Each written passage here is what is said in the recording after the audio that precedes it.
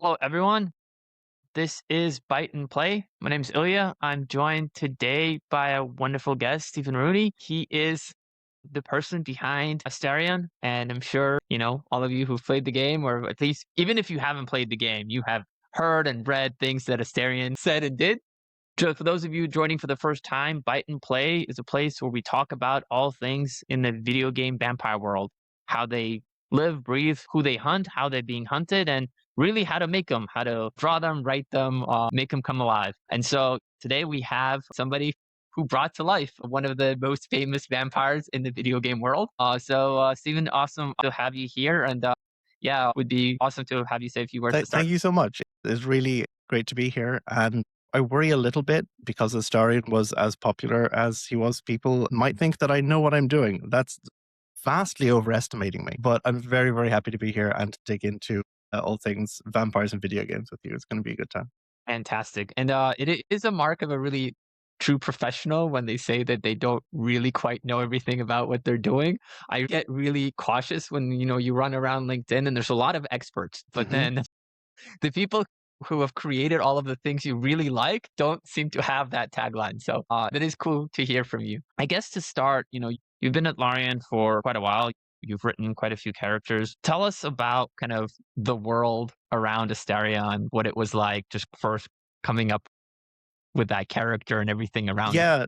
So I was with Larian for 9 years. I'm no longer there. I did leave and went my own way a couple of years ago.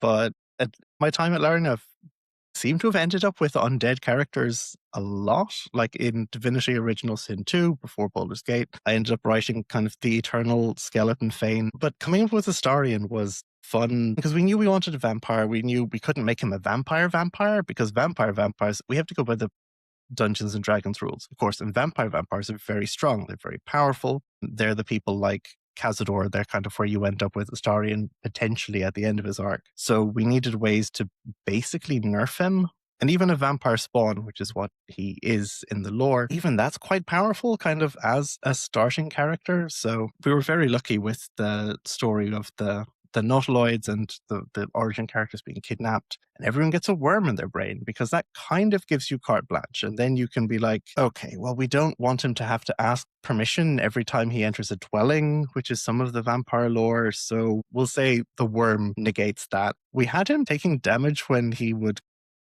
struggling to cross water.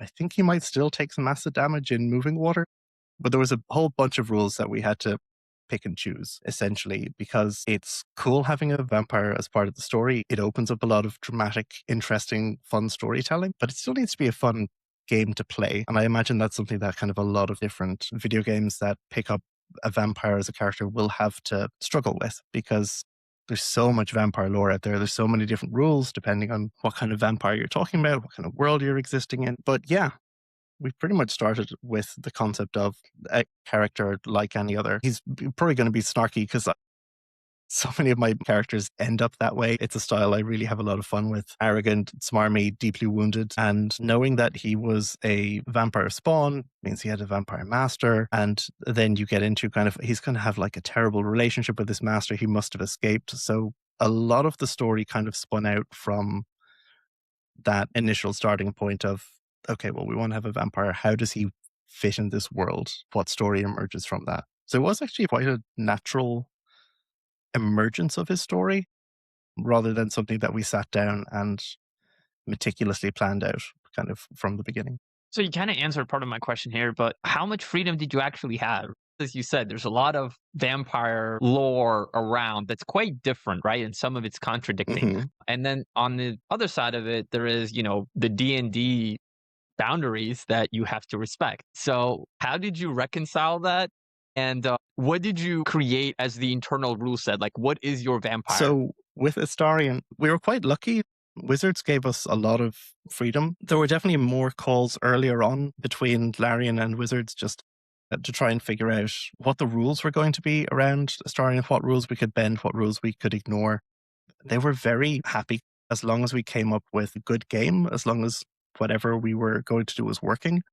They were happy to give us quite a lot of freedom, which was nice because then it meant we didn't have to have a vampire that was bound by only moving at night, for example. Absolute classic bit of vampire lore. He burns in the sun. Obviously not really going to work in the game. You can't have him going around with a giant umbrella the entire time, or, no hat is going to quite sell that for you. So again, as soon as we knew this, like, well, he has to walk around in the sun. We can say the tadpole does it. We can hand wave that. You also start getting a bunch of emergent storytelling where this is going to be really weird for him. He might be terrified initially the first time he steps into the sun. It's going to be strange. What's his relationship with night going to be? So there is a lot of different bits of storytelling that kind of come out of us bending the rules, because even Astarion is not a typical vampire, not anymore. So it's really nice that you can have this unique experience with him. But yeah, I think the rules that we kept were something like burning out of the water. Water would maybe burn him. We could go rid of not being able to get in. Obviously, the biggest thing with vampires is drinking blood. We had to keep that. There's no way you can get rid of that. So he does have narrative and gameplay structures built around him drinking blood. So we got to play around with a lot of it, and some of the stuff that we had worked, some of it didn't. We would swap stuff in and out as we needed to until we had something that was pretty consistent, which is not the most vampire-y vampire, unfortunately. I would have loved to do something that was deeper in like the world of Strahd or something like that, where you had to follow a lot of the vampire rules very, very strictly. But he has to walk around in the middle of the day. He'll still drink your blood, and he still has a couple of different vampirisms left over. Interesting. I actually found it quite interesting that he is allowed to walk in daylight because, some of the vampire mythology, I mention it quite often that I'm a fan of Irish mythology. There are quite a few vampire stories within Irish mythology lore. One of them refers, I think his name is Abertach, who is a vampire who comes for blood in the morning. Like they bury him at night after they kill him, and then he comes back to life in the morning. The whole daylight thing, I think, only refers to a particular strain within kind of vampire lore. Mhm. So it was actually quite cool to see Astarion being able to sidestep that and kind of enjoy the sunlight. One of the things that was also quite curious is that he's an elf, right? When we typically think of vampire spawn, a lot of them are human. How much liberty did you have with that within the context of the world? Can anybody be a vampire? Can you theoretically turn I think anybody? there are some restrictions in the D&D world because you have some creatures like, I think, Aasimar, which are basically angels. It would be difficult to turn someone whose blood is basically holy. It's difficult to turn them into a vampire. But for most of the races, yes, I think it is possible for them to have a vampire option, essentially. We didn't go too wild with that. I would have loved to. There was definitely a time where we were thinking, like, God, do we want every single race to have a vampire spawn option? That just would have been a whole lot of work for the art team, unfortunately. So by and large, places, the vampire spawns will be human just for the sake of convenience. I think initially Astarion was a tiefling, maybe, but he was changed to an elf because sexier, kind of more accessible for Mhm. people to romance was the idea. But no, I would love to see more weird vampires. All the scaliest, furriest, strangest vampires, and kind of whatever weird vampire contradictions will be thrown up by that. If you need to bite through someone's scales to turn them into a vampire, are you going to break your teeth? How much, there's a lot of fun, different possibilities there. That's really interesting. Did you have any kind of particular role model inspirations that you took parts of Astarion's character from? Is he based on anybody? Who are the inspirations there? He's not based on anyone in particular. I think the very, very first concept I had of Astarion was a little bit of, I think the phrase I used was medieval Deadpool, which was not necessarily vampire based, but was just about the attitude and just someone who was very mouthy. So Astarion turned into someone who was much more refined than that. It's obviously doesn't break the fourth wall like Deadpool and that kind of stuff, but he had quite a natural evolution. I didn't look to any particular archetype. I just spent an awful lot of time writing very bad dialogue initially until some of the dialogue was better than bad. And then we just kind of ran with that and it evolved over time. One of the big influences, although, was once we had Neil on board to do the voice of Astarion, there was a definite feedback loop where I heard Neil's take on Astarion, I heard the voice that he used, and there was a sense of like, oh, he's going to sound so good saying this. He embodied the character so well that bits of Neil have definitely kind of consciously and unconsciously made their way into the character. That's really cool. Did you have any part in writing for some of the other vampires in the story? How much did you impact? the rest of the vampires? I wrote a lot of Cazador stuff. I think a fair chunk of the vampires that were kind of around. I didn't write everything that's in the mansion, but I set the voices for a lot of the characters in there. So some of it was kind of taken over by other people a bit later in the project, but I had a lot of fun writing those. I would have loved to spend more time with Cazador, Astarion's master. He's kind of a big bad the entire way through. He's someone that looms over Astarion's character. You only get to see him a couple of times, and it would have been fun to dig into that relationship more. But the sense of this weird mongrel family of vampires living in Baldur's Gate in the middle of a city with this awful, abusive kind of patriarch, and then the weird brotherly, sisterly kind of dynamics that all the other vampires develop with each other. Some of them, like Astarion and Petra, have quite an aggressive sibling rivalry. Some of the others are more sympathetic. So there's a lot of fun stories there, I think, to be told. I would have loved to spend more time digging into those and uncovering them. But unfortunately, the game is only so big. Well, the world is quite big, but you always wish for more, one of those, never ending worlds.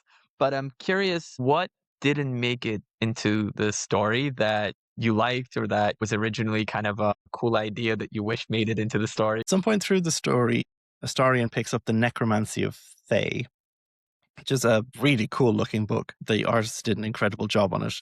The original plan that I had was that would be kind of guarded by these spirits. It would be impossible to get into. The later game at some point dipped into hell. This was all completely cut. And I had the idea of like, oh, it would be great if you could dip the Necromancy of Thay into the river Styx. So the spirits, I think everything that gets dipped into the Styx kind of loses its memory. The spirits forget they're meant to be guarding this book. And basically that is a way that potentially you could get a wish spell out of it, and maybe Astarion could have more of a redemption than he does in the story. So he could go back to a mortal state. He could get rid of the vampirism kind of altogether. That might have been too optimistic for me. I do like how his story ended up, but we took a couple of swings at like happier endings as well. Although I love Okay. a bittersweet ending. So Bittersweet are complex, but I think over the past few years, we've gotten kind of a trend into dark endings. Can we have some brightness here? Like, can my virtual world have some happiness? mhm. But bittersweet, I think there's some complexity to it. And I think vampires, by their very nature, are complex creatures, especially the vampires we see now. Like Astarion is, I would argue, neither good nor bad. I mean, he is a vampire. He for sure can straddle the line between both. I think he's probably happiest straddling the line between good and bad, but for sure has moments of both. Yeah. I think we started the conversation talking about some of the kind of the powers that vampires have.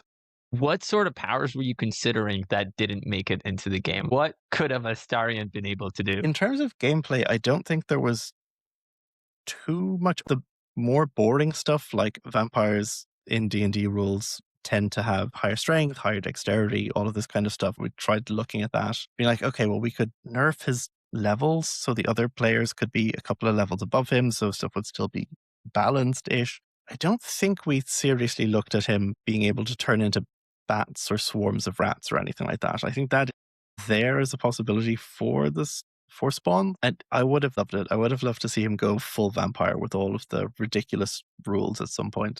I think another one of them is if a vampire is killed, then they will just turn to its misty escape is the D&D term, where they turn to mist and zip back to their coffin. Also would have been fun. Completely doesn't work in terms of a party game that you're playing, where Astarion just zips back to camp every time he gets too wounded, unfortunately. But there was a lot of ideas thrown around in the early days, but I think only very few of them were seriously considered. Most of it was me sitting in a corner going like, oh my god, guys, wouldn't it be fun? In terms of his character, and spoiler alert potentially here, I would imagine that we're going to put up some spoiler alerts in this episode. What was your message around Astarion? What did you try to tell with the story? And do you think any of it is misunderstood in the way that, he got really popular quickly and a lot was written around his character? There were articles everywhere and there were quotes. So the personality really came through. But do you think any of it got misunderstood from what you were trying to tell? I don't want to feed into the assumption that I went into writing the character with the goal of delivering a message. I have done that with characters before, and it nearly always ends badly because you end up focusing on message more than the character. So I try not to do that these days. And with Astarion, his story is very dark.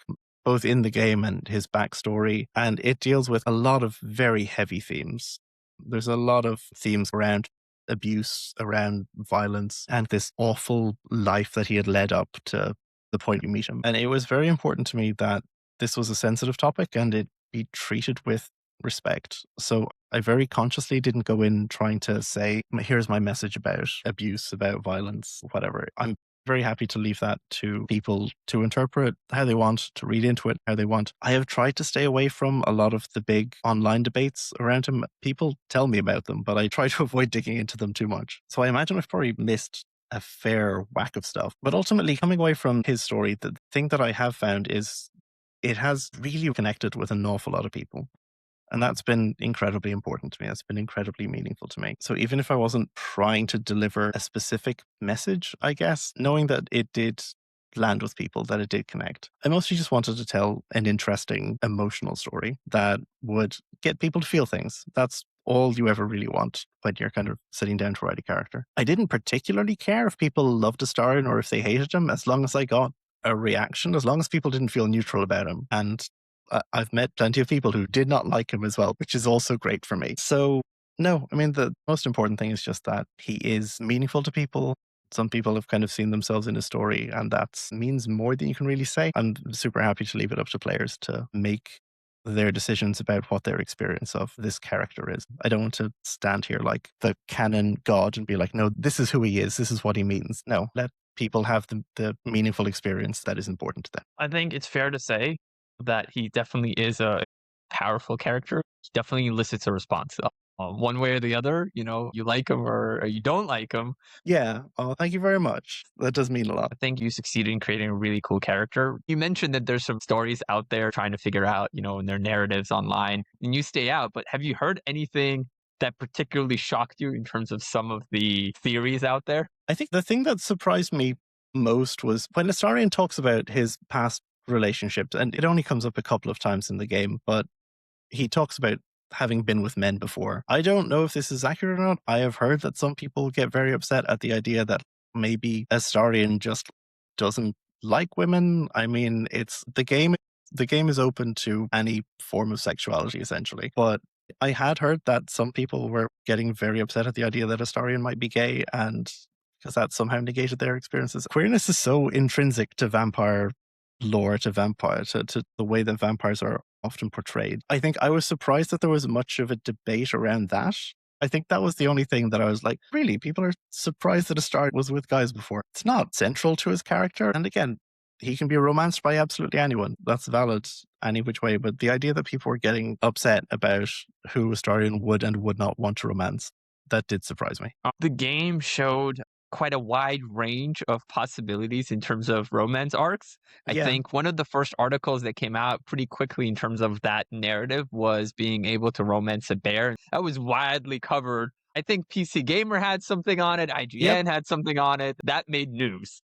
Hmm. So the game definitely had range. It for sure has range. Yeah. You can romance a big old tentacle faced monster. There's lots of stuff you can do. So, yeah, the idea that there was controversy around the vampire was a surprise. Since we are there, I am curious what it was like writing so many different romance arcs. It does affect certain things. I was curious, how did those come about? Who did you talk to? How did you make it logically consistent within the world? And was there a particular story that you liked that you thought was this is the way Astarion should have went? For sure. We had a narrative director come in. They then went on to write the Dark Urge, but kind of to work on the romance stuff specifically with the different origins. So I worked with them on figuring out, and they came in kind of later in the project. We had already started some of the romances, but kind of polishing out the romance arcs and making sure that they were fun, making sure that they were interesting. With Astarion, how you go about romancing him is difficult kind of itself. He's such a charmer. He's such a flirt.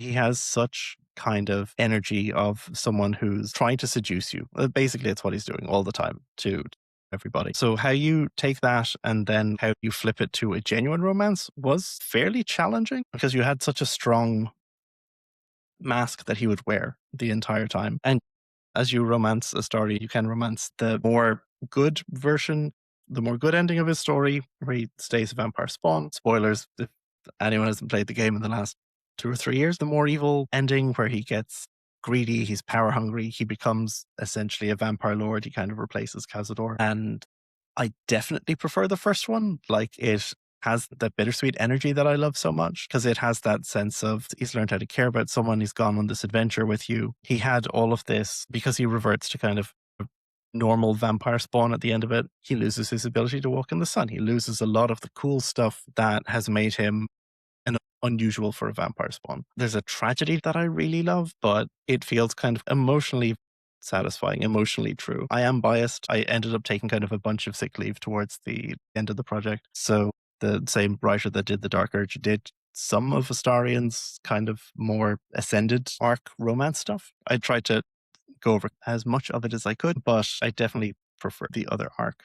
And as for how we keep it clear the whole way through the game, just lots and lots and lots of writing to try and cover every single possible variable. There's a bunch of spreadsheets, a bunch of documents, and thousands of words just trying to keep everything straight. Is there a pair for Astarion that you thought was the ideal pair for him if you were going to find his ideal match? God, I mean, I feel like I kind of have to say whatever players kind of create and want to go.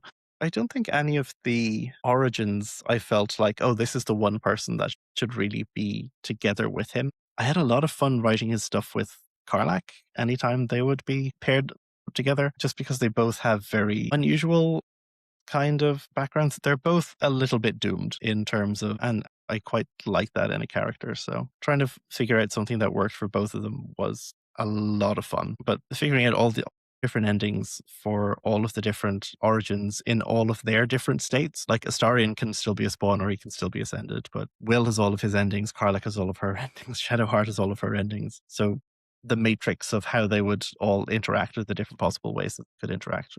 It was tough making sure all of that worked, but it was good fun as well. Was there any point where you're like, oh, we're done? And then you were like, we forgot an ending? Not because we forgot an ending. I think there were definitely times where we thought we were done and then something broad would change. I'm sure there was something that I forgot somewhere along the way. But the big one was kind of the game came out without an epilogue scene in camp, which felt a bit sudden, I think, for a lot of people. So we're back in the writing process, getting camp epilogue kind of sorted out and making sure that we had tied up everybody's stories kind of nice and neatly with a bow. And then after the game came out, something would be added in like DLC or in an update that would require a bunch more writing. So I had probably half a dozen times where I was like, oh, this is the last time I'm going to write a line for Astarion. Then 2 weeks later, I'd be back doing it again. Is there a favorite line that you have?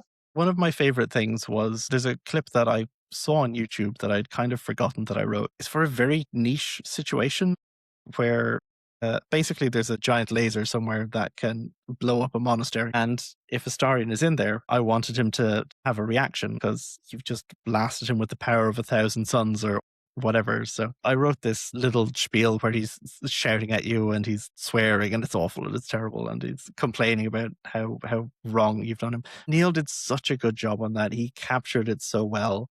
Just that kind of prissy, righteous anger that he sometimes has. I don't know. Whenever anyone asks for my favorite thing, that's what I think of. I generally think of the points in the game where you do something absolutely terrible to Astarion, and that's where I'm having the most fun. Astarion, for all of his edginess, right? He's not a typical vampire from pop culture in the sense that oftentimes they're thought of as soulless, right? In a lot of pop culture tropes, they're very one dimensional. They don't have a soul. They're seeking out blood, and it kind of defines him in a lot of ways. But just the fact that Starion can have relationships, he can actually feel something for other people and he can feel emotional pain. How did you reconcile that with the fact that he's a vampire?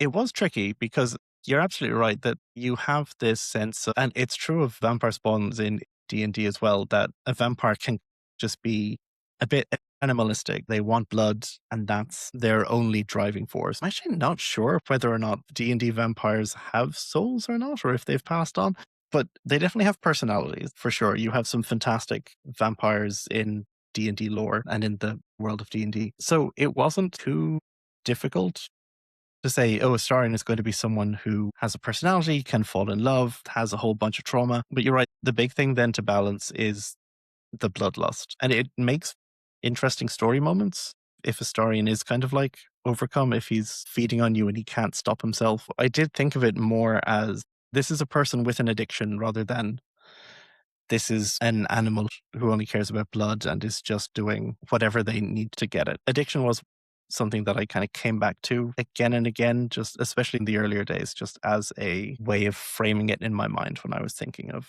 things. Because you can have someone who is very loving, who's very caring, who's very charming, but will still do whatever it is they need to get. So I found that was a useful way of thinking about it.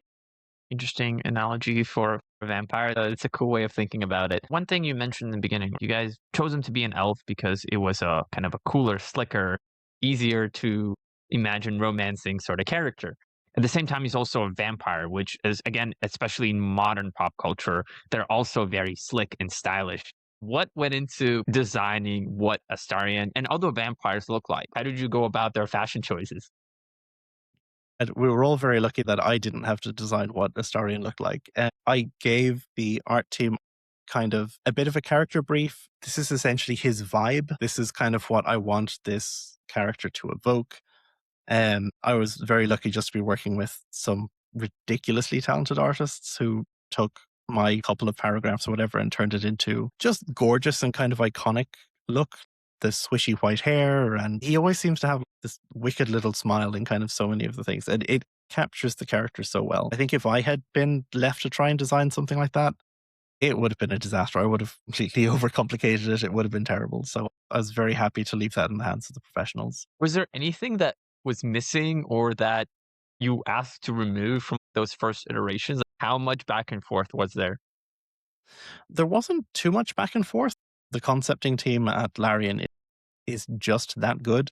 And they would have definitely gone through their own iterations kind of away from me. I'm sure there was a whole bunch of versions of Astarion that I never saw. I would have loved to be not part of that process necessarily, but just to see what different ideas would have been flying around at different stages. I'm sure they did nail it, but it was quite important to see the visual, the scars on his neck, the bite marks, which is tricky because you don't want them to be so obvious that it feels like everyone who walks up to him in the world is going to see them, is going to notice them, but you do want them present and still kind of front and center for the character. It is such an important mark of who he is, what he's been through. And of course, I mean, he's a vampire. There's always going to be red eyes, teeth, wicked smiles, just kind of all of that. And we did say that he was a magistrate kind of in a previous life. So he came with a certain nobility, just kind of fanciness in his clothing. It was just built in.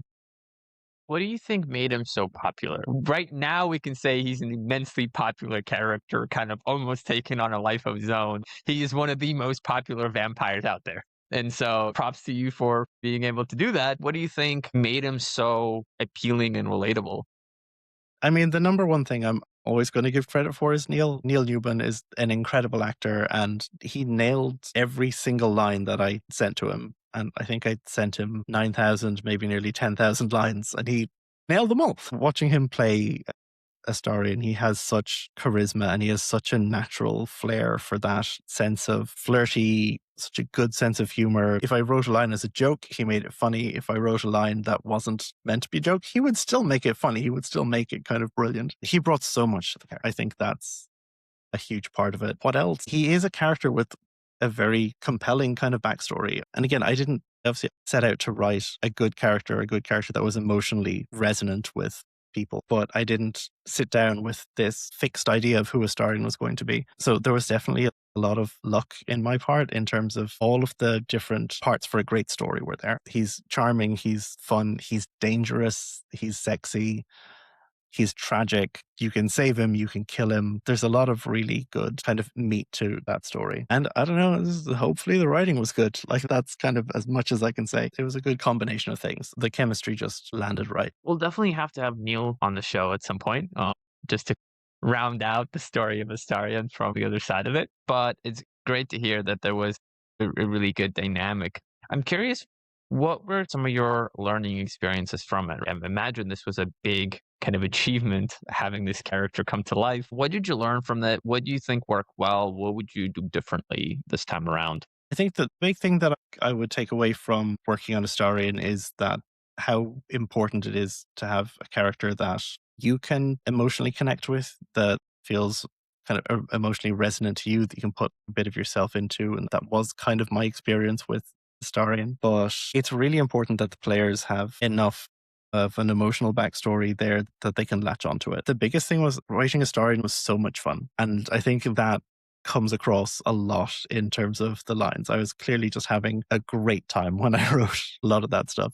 So make sure you're having fun with it, I think is absolutely a vital lesson. In terms of stuff that I would do differently, the production of Baldur's Gate was a long slog. There was the COVID pandemic in the middle of it, which did not help. But it was about 5 years, and I did not mentally pace myself very well at all. So I was so burned out by the end of it, which is partly why I had to take medical leave, which is partly why other people ended up pitching in writing some stuff kind of right at the end. The biggest thing that I came away from with Stardom was like, God, just make sure I don't ever do that again. Look after yourself and take care of yourself, no matter what you're doing, I think is the big takeaway message. But yeah, mostly just don't take it too seriously, I guess. That's when I was having the most fun, when I was just putting stuff to the side and when I was overthinking everything was when I was having the worst time.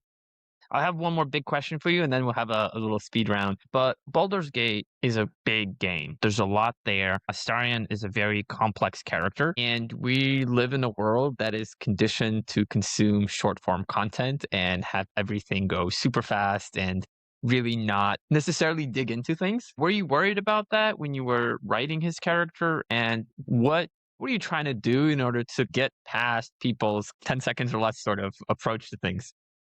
I think we're quite lucky with the medium that we're working in, where video games engagement is built in that if you start playing a game and it hooks you, you are going to be with that game for however long it takes to get to the end or until something else kind of pulls you away from it. But we had a definite focus early on just make sure we grab the people's attention, make sure we hook them with characters that are fun, that are interesting, show off the dynamics of the character, the dynamics of the game, and try to have them fall in love or not fall in love with the characters, but be intrigued enough by them that people want to stick with the game. And once we were over that initial hump, the first few camp nights, I think we felt pretty confident that the people who had started playing the game would stick with it for hours and hours and hours. Like I say, it's a really big game. I don't blame people at all if they didn't finish it. But also, a lot of the people that I've met have been like, oh no, we're on our fourth, fifth playthrough. We've sunk hundreds of hours into it. And I'm like, this is great. This is wonderful. It's very, very satisfying to see that not everything in the world is short form content. Not everything in the world is this blink and you'll miss it kind of attention span that sometimes it feels like we have fallen Now into. I have a few short-ish questions that we try to ask everybody and just round out the vampire lore a bit, if you For will. sure. What is your favorite vampire story, legend, or myth? I'd hate to say it, I'm such a fan of Dracula. I read it quite young. It was my introduction to more classic literature, especially Gothic kind of stuff. I've gone back to it a couple of times and it's just very good. I did recently read Carmilla, which is not as polished, but is in some ways more wacky and more fun. The two classics are like very much for me, Carmilla and Dracula. They go hand in hand. They're a wonderful pairing. What is your favorite vampire game or vampire video game character outside of the Baldur's Gate universe? This is where I'm going to completely blank on. I've played a bunch of Vampire the Masquerade, the tabletop, and I think as a vampiric world, that's really fun. That's really interesting. I can't think of a single specific vampire from video games off the top of my head, but that's a very fun world to play No, around in. that counts. What is your favorite vampire special ability? That's a good one. Thinking of Dracula, I always think of the line where Dracula is described as climbing down a wall in his lizard fashion, which is just a weird and wild way of doing it. So many vampires have hypnosis as well. That's really fun. But I mean, I love dogs. So honestly, the ability to control wolves, that's probably going to be up there. I think I would have a lot of fun if I had the ability to control wolves, much more so than anything Interesting. else. That's a rare one. What is your favorite vampire movie or TV show? The answer to both is going to have to be What We Do in the Shadows. I know it's not a serious business vampire answer, but they play around with the tropes so well, and it's funny and still emotionally engaging. They land their beats so well. It's a brilliantly put together, both the series and the original movie, brilliantly put together pieces of fiction that satirize and also play with the tropes so well. I Was a love it. very entertaining take on what a vampire is and that whole universe. Yeah, it's And great. then last one is for vampires in particular, there's a lot of dealing with fate and choice. Most of the vampires typically don't have a choice in how they're made. They're just made and they just have to deal with it. and they always have to deal with their bloodlust and a lot of things around that. So curious as to your take on fate versus choice, existentialism versus fatalism. Where do you stand on? Broadly or specifically with We can vampires? start with one and go to the other. Sure. Vampires, one of the fun things about them is that you're right, they so rarely decide themselves to be made into vampires. It's a violent birth almost always. And that does lock you into the rules that you have to follow. This is the life that you have to lead. This is the creature that you have to be. With Astarion, with the most interesting vampire kind of media that's out there, I think is you get to question that. You get to ask, okay, this is what's happened to you. This is what you've become. These are the challenges that you face, but how are you going to deal with that? The decisions that you make are still your decisions. And that's kind of my philosophy as well. No matter what happens to you in life, no matter what the universe throws your way, how you handle it for better or for worse is your decision. I think that's where you have the most fun when your characters start asking those questions of themselves. Awesome. Thank you so much for taking the time to join us on Fight and Play. It was a lot of fun. And everybody, thank you for listening. This was our episode with Stephen Rooney, the person who brought to life Astarion. If you haven't played Baldur's Gate, it's a great ride. Thank you so much. And we'll see you next time. Been an absolute pleasure.